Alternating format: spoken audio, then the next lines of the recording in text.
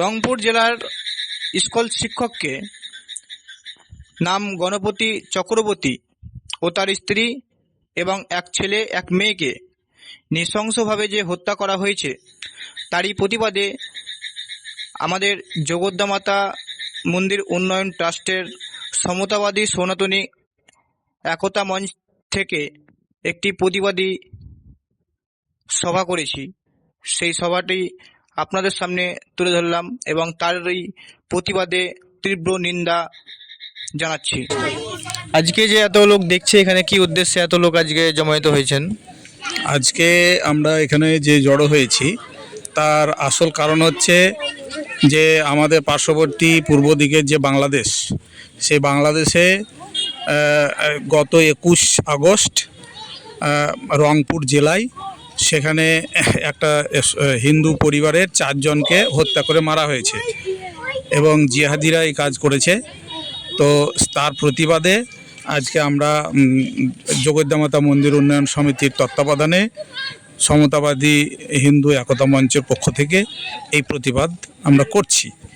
এই যে সনাতনীদের উপরে ক্রমাগত বাংলাদেশে যেভাবে অত্যাচার হচ্ছে, এবং আপনারা জানেন যে 1947 সালে যখন জনগণনা হয় বাংলাদেশে, তখন 32% সেখানে হিন্দু জনসাধারণ ছিল, কিন্তু আজকে সেই জায়গায় 8% পৌঁছেছে, মানে 24% হিন্দু জনসাধারণ আজকে ভ্যানিশ হয়ে গেছে বাংলাদেশ থেকে।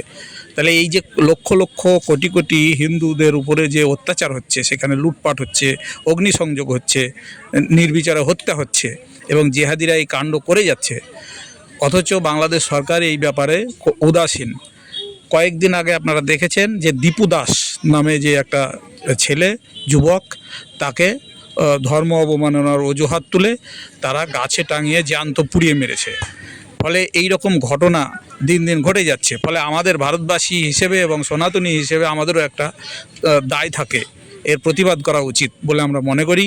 এবং প্রত্যেকটা বিবেকবান মানুষ বিশ্বের আজকে প্রতিবাদ করছেন, সোশ্যাল মিডিয়ায় পোস্ট করছেন, আমরাও তার শরিক হতে চাই।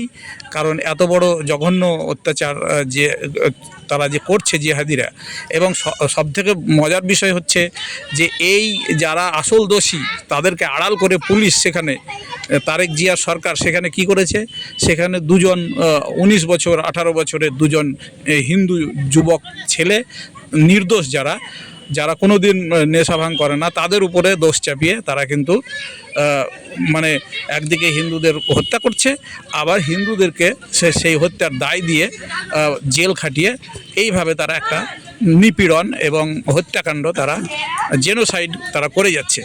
ফলে এর প্রতিবাদ আমরা করছি এবং ভারত সরকারের কাছেও আমরা আবেদন করছি আমাদের সংগঠনের পক্ষ থেকে যে অবিলম্বে এই যে 1947 সাল থেকে আজ অবধি যে 24%, প্রায় 24% হিন্দু যে জেনোসাইড, এর বিরুদ্ধে বাংলাদেশ সরকারের বিরুদ্ধে কঠোর নীতি যাতে গ্রহণ করে, সমস্ত রকম সম্পর্ক ছিন্ন করে তাদের উপরে একটা জিহাদি রাষ্ট্রের যাতে বিশ্ব স্তরে যাতে তুলে ধরা যায় জিহাদি রাষ্ট্র হিসেবে, তার জন্য আমরা ভারত সরকারের কাছে আবেদন করছি কঠোর নীতি গ্রহণ করার জন্য, এবং বিশ্বের সকল শুভবুদ্ধি সম্পন্ন মানুষকে এর প্রতিবাদে এগিয়ে আসার জন্য আহ্বান করছি।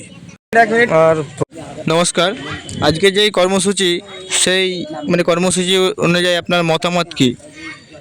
দেখুন, আগের যিনি বক্তব্য দিলেন তার বক্তব্যের সঙ্গে আমি একমত।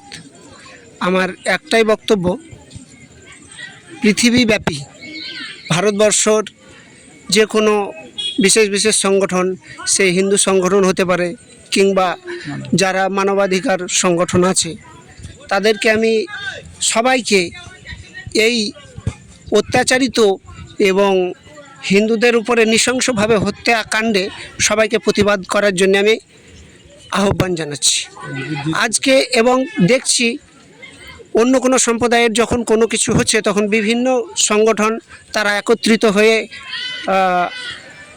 আন্দোলন করছে, প্রতিবাদ করছে, অথচ যখন হিন্দুদের এইভাবে অত্যাচার হচ্ছে বা হত্যা হচ্ছে, তখন সেরকম কোনো এক সংগঠন আসছে না পাশে। তাই আমি চাই বুদ্ধিজীবী গোটা বিশ্বের মানুষকে যে আপনারা একত্রিত হয়ে এর সুসম্পূর্ণ অর্থাৎ সুবিচার করুন এবং বাংলাদেশের যে দুজন হিন্দুদের তাদেরকে দোষারোপ করা হয়েছে, মানে জিহাদিদের আড়াল করে তাদেরকে যে দোষারোপ করা হয়েছে তার সুবিচার হোক এবং প্রকৃত হত্যাকারী শাস্তি পাক। এইটুকুই আমার বক্তব্য। ধন্যবাদ।